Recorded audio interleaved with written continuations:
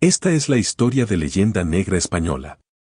La leyenda negra española es una teoría defendida por la corriente historiográfica que afirma la existencia y difusión de propaganda antiespañola y anticatólica. Sus defensores afirman que sus raíces se remontan al siglo XVI, cuando fue originalmente un arma política y psicológica que fue utilizada por los rivales noreuropeos de España con el fin de demonizar el imperio español, su gente y su cultura, minimizar los descubrimientos y logros españoles y contrarrestar su influencia y poder en los asuntos mundiales. Aunque la existencia de una leyenda negra española de los siglos XVI y XVII es aceptada por la mayoría de los académicos, aspectos de la leyenda siguen siendo objeto de debate. Al igual que otras leyendas negras, la leyenda negra española combinaba invenciones, descontextualización, exageración, supresión de pruebas y doble estándar. Existe un desacuerdo entre los académicos sobre si la representación sesgada de la historia de España continúa en la actualidad y el grado de importancia que podría tener en caso de hacerlo. El origen italiano. El historiador Sverker Arnoldsson de la Universidad de Gotemburgo, en su libro La leyenda negra. Estudios sobre sus orígenes, coloca el origen de la leyenda negra en la Italia medieval, al contrario que otros autores anteriores que lo sitúan en el siglo XVI. Arnoldsson se basa en los estudios de Benedetto Croce y Arturo Ferinelli para afirmar que la Italia de los siglos XIV, XV y XVI era eminentemente hostil a España. De hecho, Arnoldsson divide la leyenda negra en Italia en dos partes, la más antigua, de comienzos del siglo XIV, anticatalana o antiaragonesa, y otra más moderna que se forma a partir de 1500, y que ha permanecido posteriormente. Las teorías de Arnoldsson han sido puestas en duda por diversos historiadores. En general, se basan en los siguientes argumentos. Que los primeros escritos contra los españoles se hayan escrito en Italia no es motivo suficiente para poner allí el origen de la leyenda negra, es una reacción normal en cualquier sociedad que se ve dominada por poderes extranjeros. La leyenda negra implica una cierta tradición, lo que no se puede afirmar del caso italiano, que se basaba exclusivamente en una reacción a la presencia reciente de tropas españolas. Desde finales del siglo XV y principios del XVI, existían también muchos que admiraban a España y sobre todo a Fernando el Católico. Moltke añade a estos argumentos la falta de un hilo conductor que una las críticas italianas con la forma canónica de la leyenda en los Países Bajos e Inglaterra. La vertiente americana de la leyenda. En cambio, la vertiente americana de la leyenda sigue siendo un terreno fértil en disputas herederas de la división entre las casistas y antilascasistas.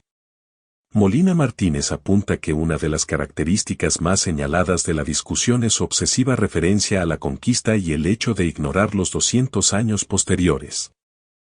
Durante la década de 1930 dominó la historiografía apologética, siendo los ejemplos más rigurosos las de Silvio Zavala y Kirkpatrick. La década siguiente vio una explosión de la historiografía americana que en su mayoría mantuvo el tono apologético de la conquista, destacando el libro de Rómulo de Carbia, que consideraba la leyenda negra un engendro sin fundamento, y el informe del American Council on Education. Durante estos años Frank Tannenbaum publicó su obra Slave Citizen, de Negro in the Americas 1946, en la que defendía que el modelo de esclavitud en Iberoamérica había sido mucho más humano que en el norte, iniciando una polémica que llega a nuestros días. La ofensiva conservadora se mantuvo durante la década de 1950 con historiadores como Vicente Serra, Rosenblatt, Loumen o Chevalier. Durante los 40 también surgió lo que se ha llamado la historiografía de la anticonquista, que en América Latina tomó forma de militancia indigenista, como fue el caso de Luis.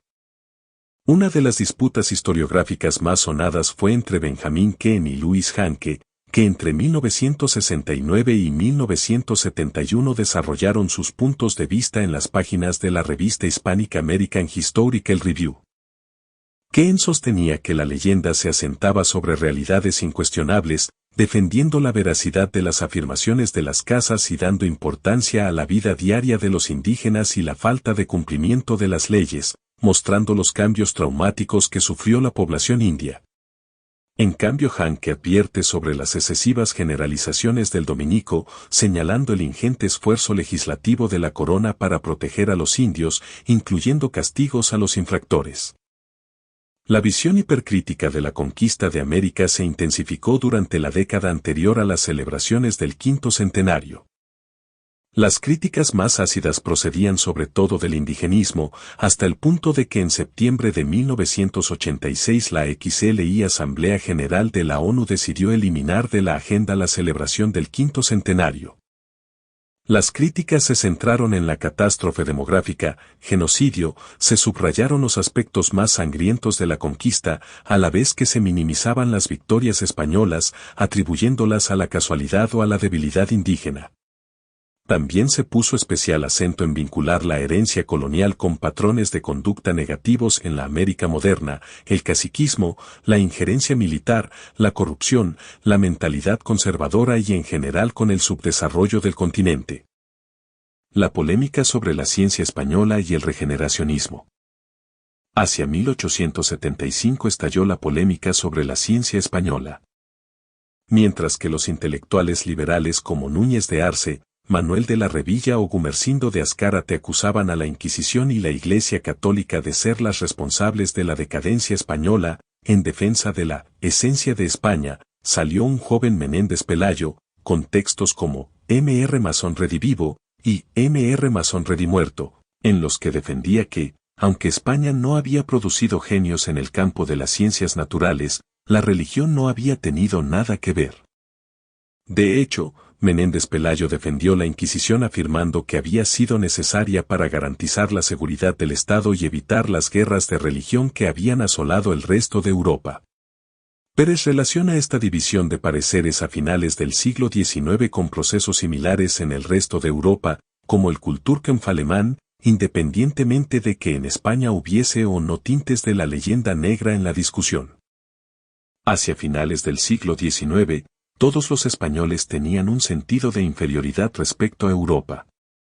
La reacción a la percepción de decadencia se puede dividir en tres grupos principales. España y los países latinos representarían una civilización original, más individualista, apasionada e imaginativa, que, aunque sin progreso técnico y científico, no debía ser considerada inferior a las demás. Su mayor representante es Unamuno, caracterizado en su famoso «¿Qué inventen ellos?», que consideraba que si los españoles no tenían especial talento para la técnica y las ciencias, debían concentrarse en los avances culturales y sociales y adoptar los avances técnicos desde extranjero. Un segundo grupo acusaba a la Inquisición. Entre ellos se cuentan los regeneracionistas, los krausistas y los republicanos de 1931. Finalmente, los llamados neocatólicos afirmaban que era Europa la que se había desviado del buen camino por culpa de la Reforma protestante, que los había desviado de la unidad espiritual de la cristiandad, a través de la indiferencia religiosa.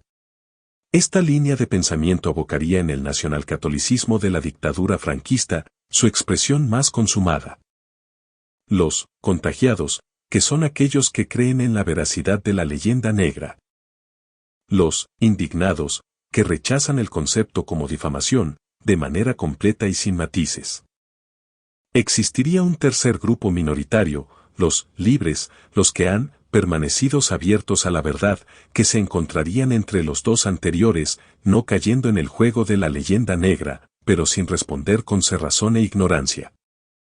La reacción contra la pretensión anglosajona de reivindicar el primer puesto entre las naciones civilizadas provino inicialmente de Francia y América Latina. Se criticó la nordomanía, sinónimo de materialismo, plutocracia e imperialismo, apoyándose en una ideología conservadora e incluso reaccionaria. De forma similar, Ángel Ganivet anunció el concepto de hispanidad, una comunidad basada en valores culturales y espirituales comunes. Esa ideología fue ampliada por Ramiro de Maeztu, sobre todo en su defensa de la Hispanidad 1934, en la que habla de los países hispanos como gran reserva de recursos espirituales de la humanidad.